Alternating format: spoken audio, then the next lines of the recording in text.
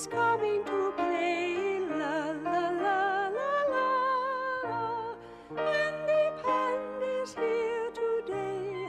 La la la la la. It was a boring day. Teddy was under house arrest as part of his ASBO, and Andy was busy feeding his chickens. "Come on, Andy," said Teddy. "Let's play choke the chicken instead." "Certainly not," said Andy. "We need to fatten these chickens up with genetically modified corn if we're going to sell them to the dirty butchers on the Holloway Road." Teddy was disappointed. "What about a quickie behind the coal shed then?" Teddy bent over in readiness, but Andy said, "A cold shower is what you need." Teddy grumbled that he'd rather have a golden shower. Just then, a big, strong voice shouted across to Andy, "Stop fucking around in the garden, you little ponce, and come and feed the fucking pigs." Andy sighed. "We'd better put our boots on."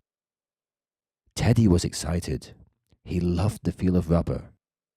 But he yelped in dismay as his boots slid off and shot across the room. Andy laughed. "Oh, Teddy, why do you always forget to wash away the Vaseline after you've been to the fetish club?" "Look at all that bacon," said Andy. "Look at all those tits," said Teddy. "Can we go and say hello?" "Of course," said Andy. "Your CRB ban doesn't apply to livestock." One of the little pigs was being left out. The other pigs didn't like her and wouldn't let her near the trough and bullied her on MySpace. She felt very lonely and misunderstood and frequently listened to My Chemical Romance records.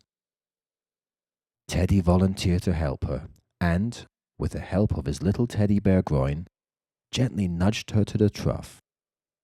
She seemed very grateful, and Teddy stayed for a little while longer just to make sure she got her share.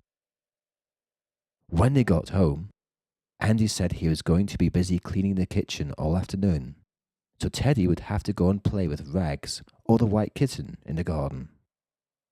But Teddy had a better idea. Off he went, and there was Mother Pig fast asleep and 8 fat piglets still eating side by side. But the little piglet was all alone in the corner, looking very confused. "I don't know where I am or what's going on," said the little piglet. "And I'm still ever so hungry." Teddy smiled and thought that the Rohypnol he put in her food had finally kicked in. "What you need is a lie down," said Teddy. Teddy took the little piglet back to his place. The smell of rubber and pigskin was too much for him to resist, and the drug-addled piglet was only too happy to agree to his demands. She really didn't know what was going on. She was just glad to have something warm in her little tummy. When Andy had finished cleaning the kitchen, he wondered why Teddy was so quiet. He called out, "Teddy, where are you?" Teddy appeared at the top of the stairs with matted fur, looking flushed. "What the hell is going on up there?" demanded Andy. "Teddy!" exclaimed Andy. "How could you?" Teddy muttered that the piglet was tired and needed a lie down, but Andy had already noticed the ursine ejaculate on the bed sheets. "We've got to get this out of here before your parole officer comes round."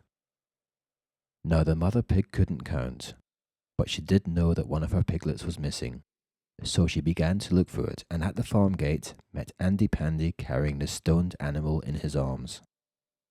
"We've just been weighing it," said Teddy. But the mother pig wasn't fooled. Andy was worried that the police would come and arrest Teddy, and told the mother pig that all that happened was the little piglet had a nice hot meal. "Is that so?" said the mother pig. "Because I've had a terrible time trying to get that little fucker to eat anything at all. Perhaps we can come to some sort of understanding." "Well," said Teddy, "we seem to have gotten away with it." Andy smiled and said, "It's not quite as easy as that, I'm afraid. You see, now that we've found something that the little piglet likes to eat, Oh, no, said Teddy. Oh, yes, said Andy.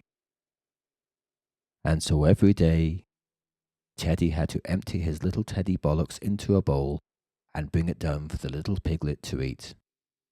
By the time she was taken away by the big supermarket to have a bolt gun put through her head, Teddy had quite vowed never to have drugged intercourse with livestock again. Time to stop play just for today. Andy and Teddy must now go away. Time to stop play just for